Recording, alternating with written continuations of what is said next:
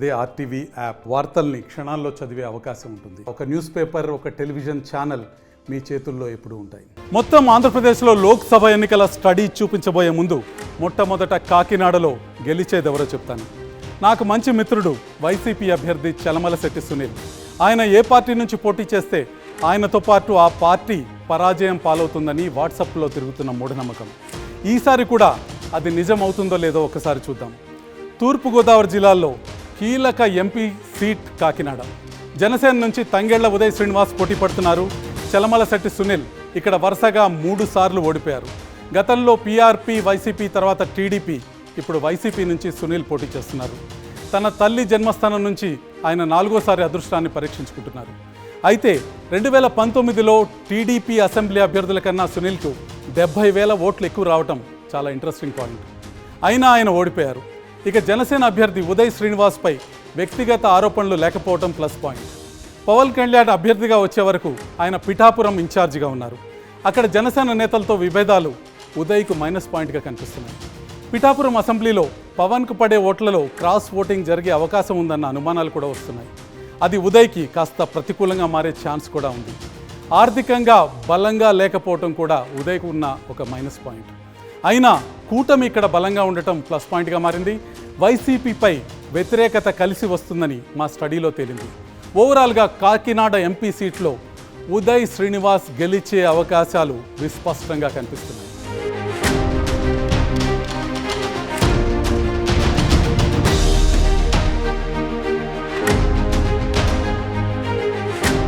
ఆసక్తికరమైన కాకినాడ నియోజకవర్గం తర్వాత రాయలసీమ ప్రాంతానికి వెళ్దాం. రాయలసీమలో 8 లోక్సభ సీట్లు ఉన్నాయి. గత ఎన్నికల్లో రాయలసీమలో వైసీపీ క్లీన్ స్వీప్ చేసింది. మొత్తం 8 సీట్లు ఆ పార్టీ దక్కించుకుంది. ఇది 2019 ముఖ చిత్రం ఆర్టీవీ యాప్ ద్వారా మీరు చూస్తున్నారు. 2019లో వైసీపీ 8 స్థానాలకు గాను 8 స్థానాల్లో విజయకేతనం ఎగరవేసింది. మీరు 2019 రాయలసీమ చిత్రాన్ని చూస్తున్నారు. నీలి సముద్రంగా కనిపిస్తుంది. పూర్తిగా వైసీపీ ఆధిపత్యం రాయలసీమలో 2019లో కనిపించింది. ఇక 2024లో పరిస్థితి ఏ విధంగా ఉండబోతుంది, రాయలసీమలోని 8 సెగ్మెంట్లలో ఏ పార్టీ ఎన్ని స్థానాలు గెలవబోతుందో ఒకసారి చూద్దాం.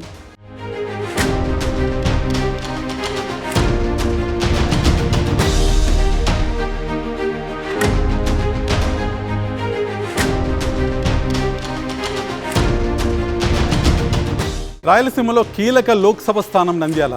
ఇక్కడ వైసీపీ నుంచి పోచా బ్రహ్మానందరెడ్డి, టీడీపీ నుంచి బైరెడ్డి శబరి పోటీ చేస్తున్నారు. సిట్టింగ్ ఎంపీ కావటం బ్రహ్మానందరెడ్డికి కలిసి వస్తున్నట్టు కనిపిస్తుంది. ఆర్థిక బలం కూడా ఆయనకు అడ్వాంటేజ్ అవుతుంది. ఈ పార్లమెంట్ పరిధిలోని అన్ని అసెంబ్లీ సెగ్మెంట్స్లో వైసీపీ క్యాడర్ బలంగా ఉండటం కూడా ఆయనకి ప్లస్ పాయింట్ కానుంది.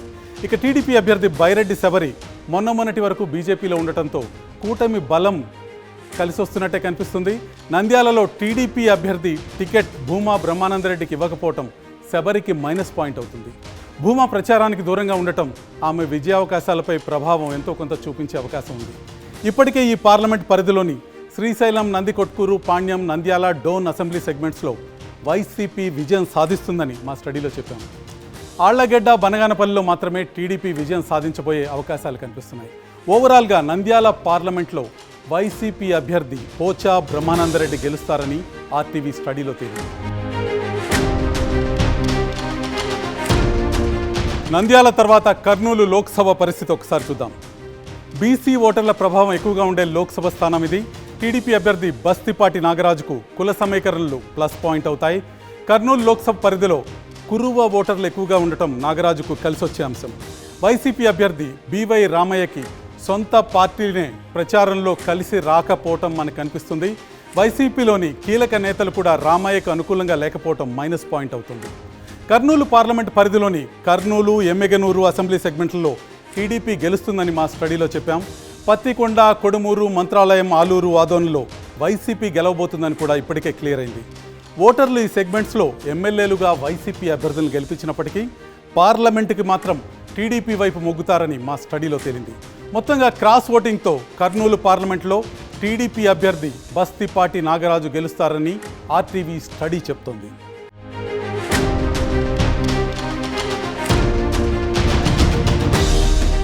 కర్నూలు తర్వాత ఒక్కసారి అనంతపురం పరిస్థితి చూద్దాం. టీడీపీ అభ్యర్థి అంబికా లక్ష్మీనారాయణ వాల్మీకి సామాజిక వర్గ నేత.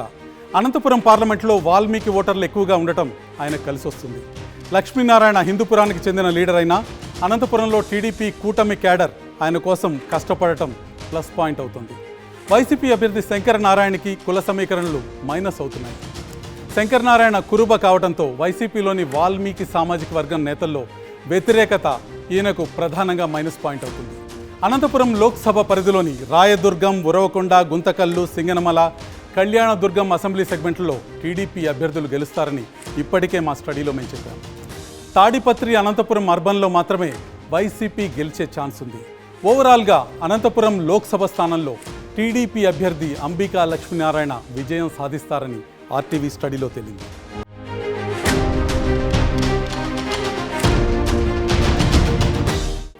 అనంతపురం తర్వాత హిందూపురంలో టీడీపీ నుంచి బీకే పార్థసారథి, వైసీపీ నుంచి శాంతమ్మ పోటీ పడుతున్నారు. కురుబ సామాజిక వర్గం నేత కావటం పార్థసారథికి ప్లస్ పాయింట్ అవుతుంది.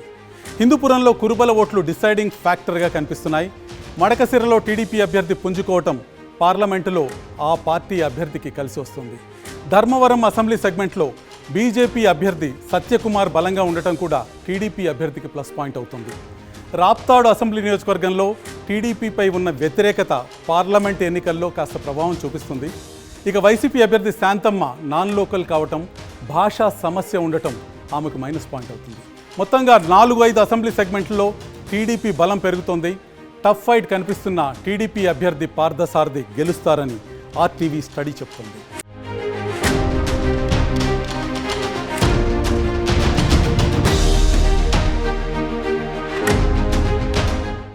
హిందూపురం తర్వాత కడప లోక్సభ పరిస్థితి ఒకసారి చూద్దాం. వైఎస్ రాజశేఖర రెడ్డి కుమార్తె షర్మిల ఇక్కడ బరిలో ఉండటంతో అందరి దృష్టి ఈ సీటుపైనే ఉంది. వైసీపీ అభ్యర్థి సిట్టింగ్ ఎంపీ అవినాష్ రెడ్డికి వివేక హత్య కేసు వివాదం మైనస్ పాయింట్గా మారింది. గత ఎన్నికల్లో అవినాష్ రెడ్డి కోసం ప్రచారం చేసిన షర్మిల ఈసారి ప్రత్యర్థిగా బరిలో ఉండటం ఆయనకి ఇబ్బందికరంగా మారింది.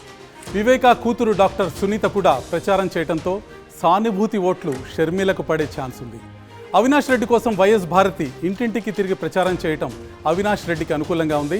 ఇక టీడీపీ అభ్యర్థిగా ఉన్న భూపేష్ రెడ్డి రాజకీయాలు కొత్త కావటం ఒక మైనస్ పాయింట్గా ఉంది. జమ్మలమడుగు ఎమ్మెల్యే టికెట్ ఆశించిన భూపేష్ రెడ్డి అయిష్టంగానే కడప బరిలోకి దిగారన్న టాక్ ఉంది.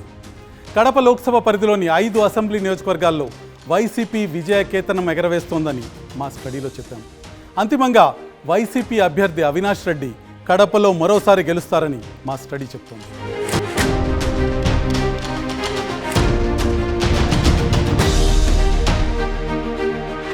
కడప తర్వాత తిరుపతి లోక్సభ పరిస్థితి ఒకసారి చూద్దాం. వైసీపీ అభ్యర్థి గురుమూర్తి సిట్టింగ్ ఎంపీ కావటం ఆయనకు అడ్వాంటేజ్గా మారింది. తిరుపతి రైల్వే స్టేషన్ అభివృద్ధికి నిధులు తీసుకురావడంలో ఎంతో కొంత సక్సెస్ అయ్యారన్న ఇమేజ్ కూడా ఆయనకుంది. పులికాట్ సరస్సు పరిరక్షణలో కీలక పాత్ర పోషిస్తున్నారన్న టాక్ కూడా ఈ నియోజకవర్గంలో ఉంది. అయితే ఆర్థికంగా బలంగా లేకపోవటం గురుమూర్తికి ఒక మైనస్ పాయింట్గా కనిపిస్తుంది. ఇక బీజేపీ అభ్యర్థి వరప్రసాద్కు కూటమి బలం కలిసొస్తోంది. ఈయన గతంలో ఎంపీగా పనిచేసిన తిరుపతి అభివృద్ధికి ఏమీ చేయలేదన్న టాక్ ప్రధానంగా వినిపిస్తుంది. ఎంపీ ఫండ్స్ దుర్వినియోగం చేశారన్న ఆరోపణలు కూడా వరప్రసాద్ను ఇబ్బంది పెడుతున్నాయి. తిరుపతి లోక్సభ పరిధిలోని సర్వేపల్లి, గూడూరు, సూళ్లూరుపేట, తిరుపతి, సత్యవేడు అసెంబ్లీ నియోజకవర్గాల్లో వైసీపీ గెలుస్తుందని మా స్టడీలో ఇప్పటికే చెప్పాం. వెంకటగిరి, శ్రీకాళహస్తిలో టీడీపీ గెలిచే ఛాన్స్ ఉంది. ఓవరాల్గా వైసీపీ అభ్యర్థి గురుమూర్తి మరోసారి ఎంపీగా తిరుపతిలో గెలుస్తారని ఆర్టీవీ స్టడీ చెప్తోంది.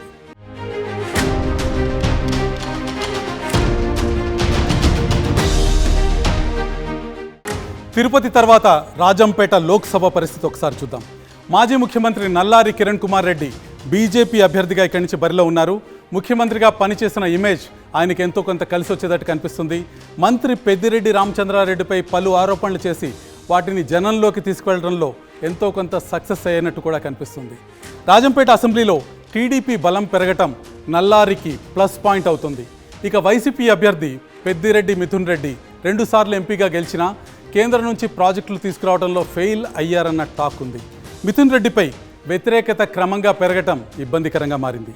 పుంగనూరులో తప్ప అన్ని అసెంబ్లీ సెగ్మెంట్స్లో కూటమి బలం పెరగటం నల్లారికి అనుకూలంగా మారింది. ఓవరాల్గా బీజేపీ అభ్యర్థి నల్లారి కిరణ్ కుమార్ రెడ్డి ఇక్కడ నుంచి గెలుస్తారని ఆర్టీవీ చెప్తోంది.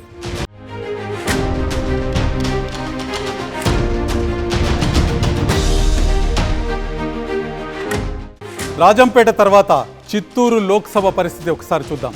టీడీపీ అభ్యర్థి దగ్గుమళ్ల ప్రసాదరావు మాజీ ఐఏఎస్ అధికారి, వ్యాపారవేత్త. ప్రచారంలో పక్కా ప్లాన్తో ముందుకెళ్లటం ఆయన కలిసి వస్తుంది. స్థానికుడు కాదన్న వాదన దగ్గుమళ్ళకి ఇబ్బందిగా మారింది. ఇక సిట్టింగ్ ఎంపీ వైసీపీ అభ్యర్థి ఎన్ రెడ్డప్పకి పెద్దిరెడ్డి రామచంద్రారెడ్డి సపోర్ట్ ఇవ్వటం బాగా కలిసి వస్తున్న అంశంగా కనిపిస్తుంది. అయితే ఎంపీ నిధుల్ని ఖర్చు చేయలేదన్న విమర్శ కూడా ఉంది. చిత్తూరు పార్లమెంట్ పరిధిలో జరిగిన అవినీతి రెడ్డప్పకి మైనస్ పాయింట్గా మారింది. ఈ లోక్సభ పరిధిలోని నగరి, చిత్తూరు, పలమనేరు, కుప్పం అసెంబ్లీ సెగ్మెంట్స్లో టీడీపీ గెలవబోతోందని మా స్టడీలో చెప్పాము. చంద్రగిరి, గంగాధర నెల్లూరు, పూతలపట్టులో వైసీపీ గెలిచే అవకాశం కనిపిస్తుంది. మొత్తంగా ఈ ఎంపీ సీటులో టీడీపీ అభ్యర్థి దగ్గుమళ్ల ప్రసాదరావు విజయం సాధిస్తారని ఆర్టీవీ స్టడీ చెప్తోంది.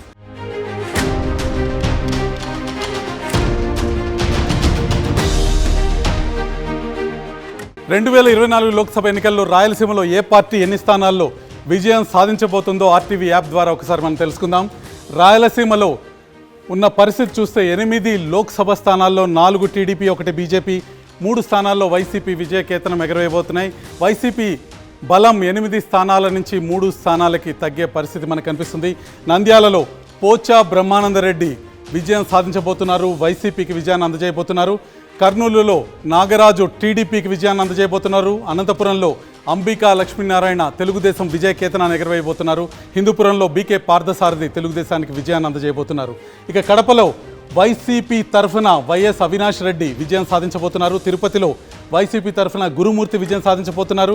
రాజంపేటలో మాజీ ముఖ్యమంత్రి నల్లారి కిరణ్ కుమార్ రెడ్డి భారతీయ జనతా పార్టీ తరఫున విజయం సాధించబోతున్నారు. చిత్తూరులో తెలుగుదేశం తరఫున దగ్గుమళ్ల ప్రసాదరావు విజయ కేతనాన్ని ఎగరవేయబోతున్నారు. ఇది రాయలసీమ ముఖ చిత్రం.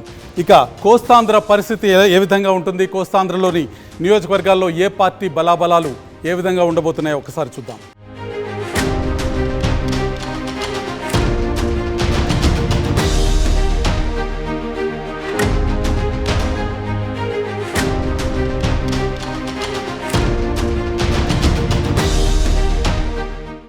ఇప్పుడు ఒక్కసారి కోస్తాంధ్రకు వెళ్దాం. కోస్తాంధ్రలో ఉన్న 6 జిల్లాల్లో మొత్తం 12 పార్లమెంటు స్థానాలు ఉన్నాయి. 2019లో ఏం జరిగిందో ఒకసారి ఆర్టీవీ యాప్ ద్వారా మనం తెలుసుకుందాం. 2019 ఎన్నికల్లో వైసీపీ 10 స్థానాల్లో విజయం సాధించింది. తెలుగుదేశం కేవలం 2 స్థానాలకే సరిపెట్టుకోవాల్సి వచ్చింది. జనసేన పార్టీ, భారతీయ జనతా పార్టీ ఎటువంటి స్థానాల్లో విజయం సాధించలేదు. ఇది కోస్తాంధ్ర ఎన్నికల చిత్రం 2019. వైసీపీ క్లీన్ స్వీప్ కనిపిస్తుంది. కేవలం 2 స్థానాలకి తెలుగుదేశం పరిమితం కావాల్సి వచ్చింది. ఇక 2024లో జరగబోయే ఎన్నికల్లో కోస్తాంధ్ర ముఖ చిత్రం ఏ విధంగా ఉంటుందో ఒకసారి చూద్దాం. ముందుగా నెల్లూరు పార్లమెంటు స్థానం నుంచి మనం మొదలు పెడదాం.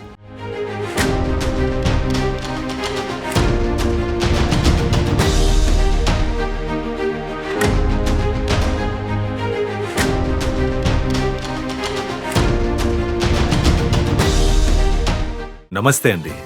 ఇది వ్యాపారం గురించి కాదు, ఓటు గురించి. ఎన్నికల్లో ఓటు వేయడం మన హక్కు మాత్రమే కాదు, కర్తవ్యం. ఎంతో మంది మహా నేతలు శ్రమించి ప్రాణత్యాగం చేసి ఈ అవకాశాన్ని మనకిప్పించారు. అందరూ ఓటు వేద్దాం. ఎందుకంటే ఓటు హక్కు ఊరికే రాదు. నా ఓటు ఎవరికో తెలుసా?